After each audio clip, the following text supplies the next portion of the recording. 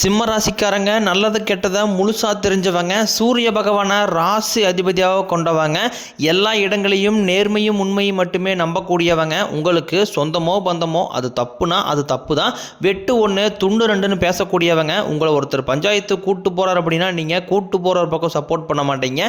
எந்த தரப்பில் நியாயம் இருக்குதோ அங்கே தான் நீங்கள் சப்போர்ட் பண்ணுவீங்க. உண்மை நியாயத்திற்கு மட்டுமே என்றைக்குமே கை கொடுப்பீங்க. உண்மைக்கு புறம்பாக எந்த ஒரு விஷயத்தையுமே செய்ய மாட்டீங்க.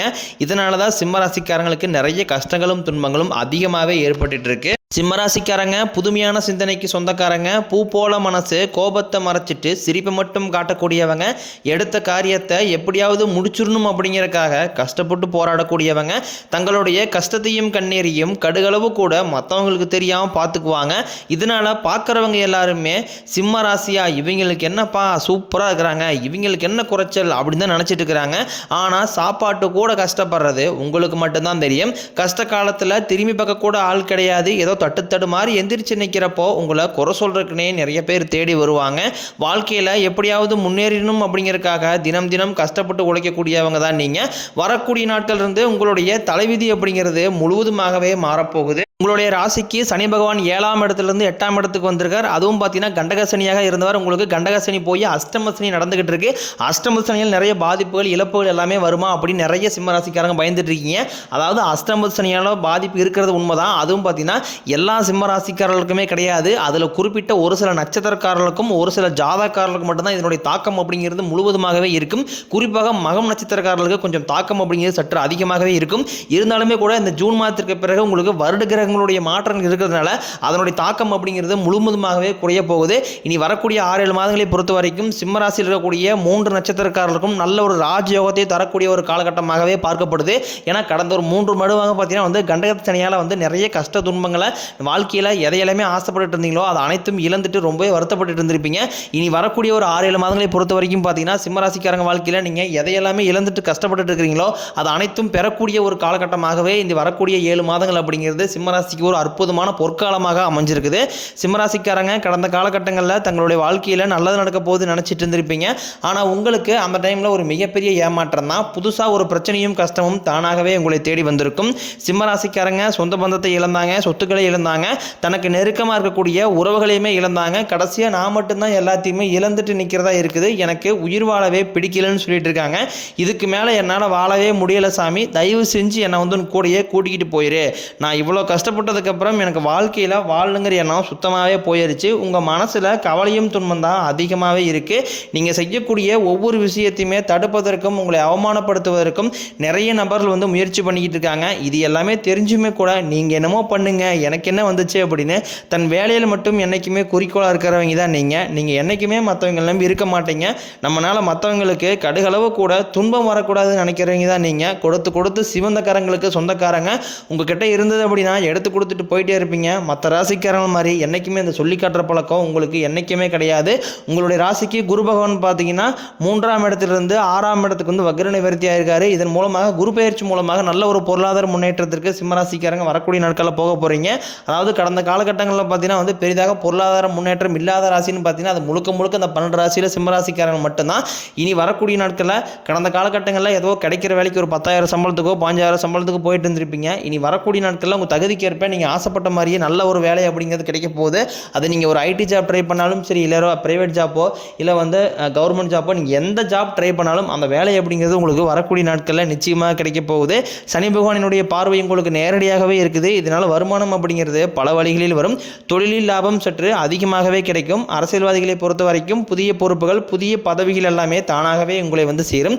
கோர்ட்டு கேஸ்னு ரொம்ப நாட்களாக அலைஞ்சிட்டு இருக்கிற நபர்களுக்கு விரைவில் உங்களுக்கு சாதகமாகவே தீர்ப்பு வரும். சொத்து பிரச்சனையும் உங்களுக்கு சாதகமாகவே முடியும். ஆகுவால உங்களுடைய செல்வாக்கு உயரும், உடல் ஆரோக்கியம் மேம்படும், சங்கடங்கள் நீங்கும். மறைமுகமாக உங்கள் தொழில் வாழ்க்கையிலும் சரி இளர் வாழ்க்கையிலும் சரி ஏதாவது ஒரு நபர்கள் பிரச்சனை கொடுத்துட்டே இருந்திருப்பாங்க. இனி அவர்களுடைய தொந்தரவுங்கிறது முழுவதுமாகவே இருக்காது.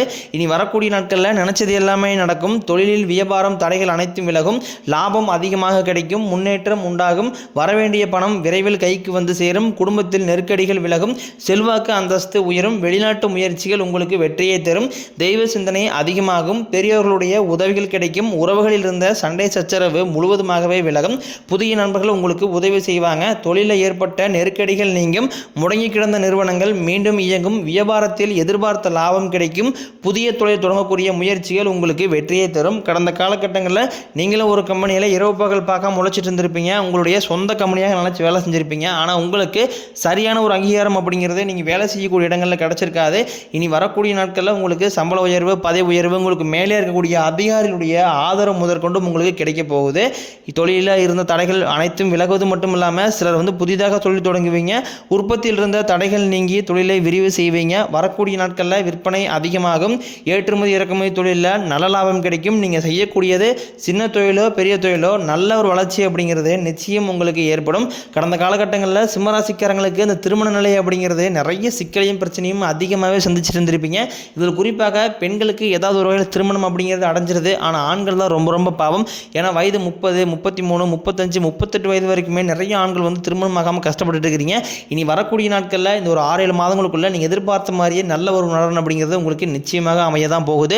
வாழ்க்கை துணையை இழந்த சிம்மராசி ஆண்களோ பெண்களோ அடுத்து இரண்டாவது திருமணம், அதாவது மறுமணம் பண்ணலாமா வேண்டாமா அப்படிங்கிற ஒரு மிகப்பெரிய குழப்பத்தில் இருப்பீங்க. அப்படி இரண்டாவது திருமணம் பண்ணும்போது சொந்தக்காரையும் தப்பாக பேசிடுவாங்களா, இல்லை ஊருக்காரையும் தப்பாக நினச்சிடுவாங்களா அப்படின்ட்டு நிறைய நபர்கள் இரண்டாவது திருமணத்தை பற்றி யோசிக்காமல் இருக்கீங்க.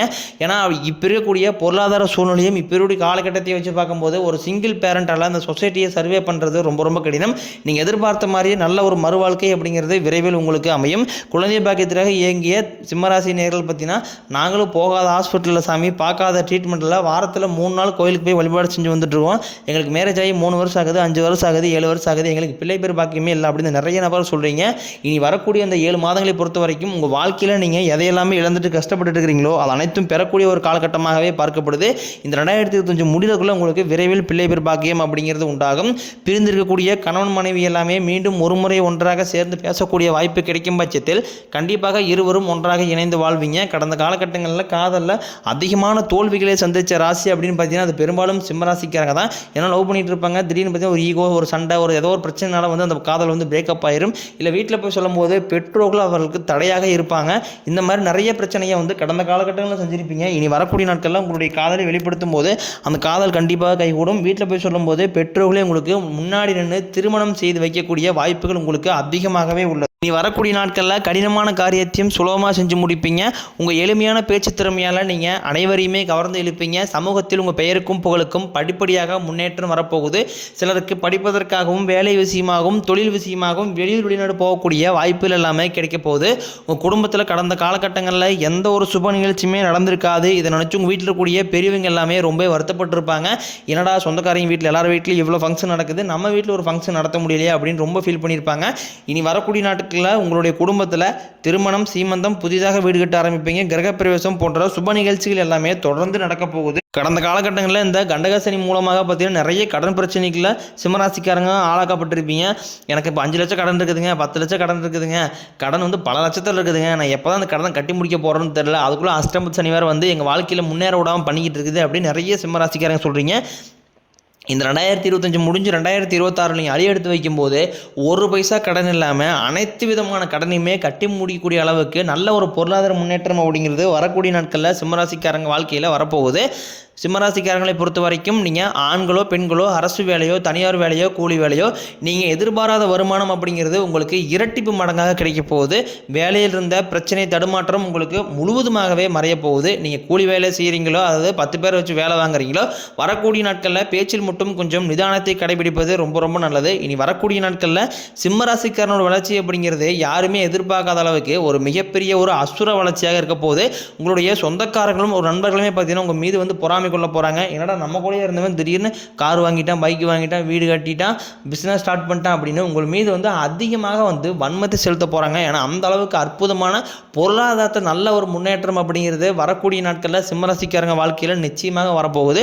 அது மட்டும் இல்லாமல் உடல் சார்ந்த பிரச்சனையால் அதிகமாக தொந்தரவுகளை சந்திக்கக்கூடிய ராசினாலும் அது சிம்மராசிக்காரங்க தான். இது அனைத்தும் பார்த்தீங்கன்னா உங்களுக்கு மருத்துவத்தால் வரக்கூடிய நாட்களில் முழுவதுமாகவே நிவர்த்தியாக போகுது.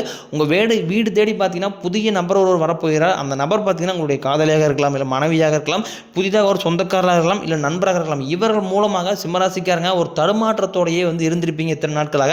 இந்த நபர் நான் புதிதாக உங்கள் வாழ்க்கைக்குள்ளே வரும்போது நல்ல ஒரு முன்னேற்ற பாதைக்கும் நல்ல ஒரு பொருளாதார நிலைக்கும் இந்த நபர் அப்படிங்கிறது கண்டிப்பாக உங்களுக்கு ஒரு சப்போர்ட் பண்ணுறக்கூடிய ஒரு நபராக உங்கள் வாழ்க்கையில் அங்கம் பெற போகிறார்.